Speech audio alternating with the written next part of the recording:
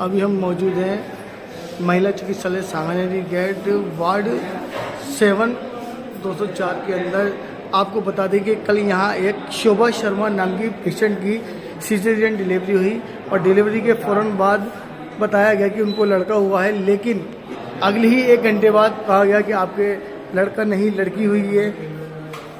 परिजनों का आरोप है कि हमारा बच्चा इन्होंने बदल दिया है और परिजन डीएनए टेस्ट की मांग कर रहे हैं। आइए हम बात करते हैं परिजनों से, जानते हैं कि सब क्या मामला है, आखिर ये सब क्यों हुआ, कैसे हुआ।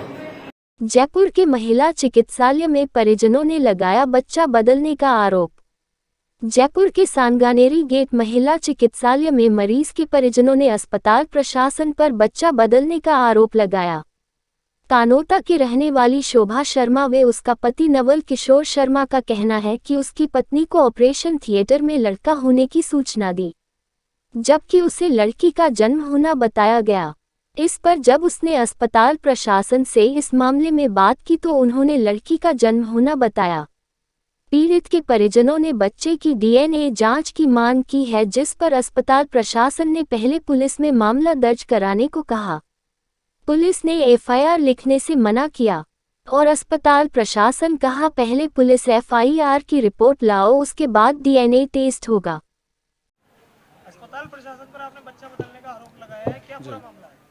पूरा मामला ये, कल 13 तारीख को हम सुबह 8:15 साढ़े 8 बजे हॉस्पिटल के अंदर एंट्री कर गए थे। उसके बाद हमको इन्होंने पूरी 9:15 साढ़े 9 के लगभग ओटी के अंदर वाइफ को ले लिया था इन्होंने अंदर में। तब ये हमको बोले कि हमने बोला कि थोड़ा रिक्वेस्ट किया भाई 10 बजे बाद ले लेना, थोड़ा सा कोई मुहूर्त की वजह से 10 बजे बाद लेना। ये बोले कि हमारी यूनिट में आपके पेशेंट के अलावा कोई भी आज हमारे पास ऑपरेशन का पेशेंट नहीं है, तो इसलिए हम जल्दी करेंगे। मैंने कहा चलो ठीक है, ले लो, कोई दिक्कत नहीं। इन्होंने उसको अंदर ले लिया ऑपरेशन थिएटर में। उसके साथ एक प्राइवेट लेडी डॉक्टर थी, वो भी रोशनी पांडे, वो भी अंदर थी।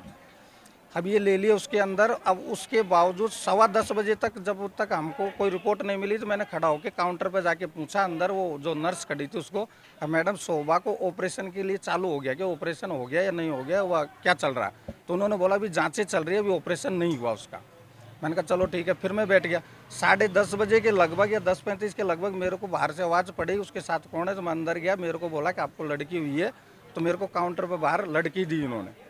मैंने ठीक है, वो तो बोला कि मशीन में जाएगी। मेरे को उन्होंने मेरे साइन आइन कराया, मैंने साइन कर दिया, फ़ोटो खिंचवाई, फ़ोटो खींच ली, उसकी मशीन में भेज दिया। मैं बाहर आके बैठ गया। अब 1.25 घंटे 1.5 घंटे बाद जब वाइफ को बाहर लाया ओटी से, तब वाइफ ने निकलते ही मेरे को गेट के बाहर पूछा आके बच्चा कहाँ है? तो मैंने कहा जी अपन को बच्ची हुई है, बच्चा नहीं हुआ, जो बच्ची मशीन में रखी हुई है वो 2 घंटे के बाद अपन को मिलेगी। तो उसने बोला नहीं मेरे को बच्चा हुआ। मैंने कहा नहीं बच्ची हुई है। बोले नहीं मेरे को डॉक्टरों ने दोनों बोला है, एक लेडी साथ में एक जेंट्स साथ में, 2 डॉक्टर है जिसको मैं पहचान सकती हूँ। उन्होंने बोला कि शोभा तेरे को बेटा हुआ, एक ने बोला और एक ने बोला तेरे को लड़का हुआ। मैंने कहा चलो ठीक है। फिर मैंने इनसे कंसल्ट किया, वहाँ बात की, फिर वो कागज़ देखे। तो मैंने मैडम को कहा कि मैडम 10:15 बजे मैंने आपको पूछा कि ऑपरेशन में ले गए, कि आपने मना किया कि अभी ऑपरेशन में नहीं, जांचें चल रही है, ऑपरेशन में नहीं लिया। डीएनए जांच की भी मांग की? डीएनए जांच की मांग की। उसके बाद मैंने तो जब मैंने देखा तो और कागजों में जो टाइम दिखाया 10:08 पर बच्ची का जन्म दिखा रखा है इन्होंने। और 10:15 बजे मैंने पूछा, जब तक ये ऑपरेशन थिएटर में उसको ऑपरेशन के लिए चालू नहीं किया, इन्होंने मना किया।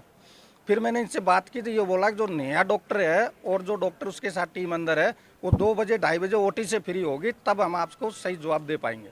फिर 2-2:30 बजे बाद मैं नीचे बैठा था, मेरा एक छोटा भाई ऊपर बैठा था, उन्होंने वहाँ मेरे को नीचे फ़ोन करके ऊपर बुलाया।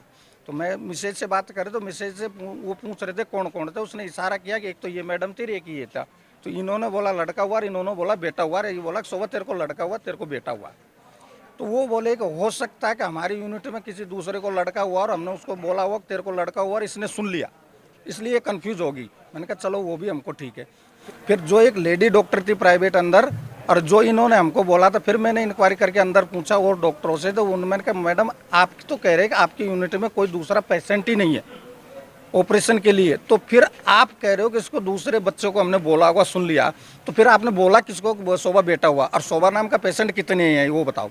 पुलिस में शिकायत दर्ज कराई? हाँ, पुलिस में शिकायत दर्ज कराने के लिए हम गए। कल भी 5-6 बार गए, आज भी 4-5 बार 8-10 आदमी गए। एसओचओ बोल रहा है हॉस्पिटल वाले करेंगे, हमको पावर नहीं है। हॉस्पिटल वाले बोल रहे हैं एसओचओ जब तक रिपोर्ट नहीं करेगा जब तक हम डीएनए जांच नहीं करेंगे। आज उन्होंने हाँ किया था, मीटिंग करी थी मेरे साथ, लेकिन उन्होंने बाद में कहा लिखित में रिपोर्ट दो।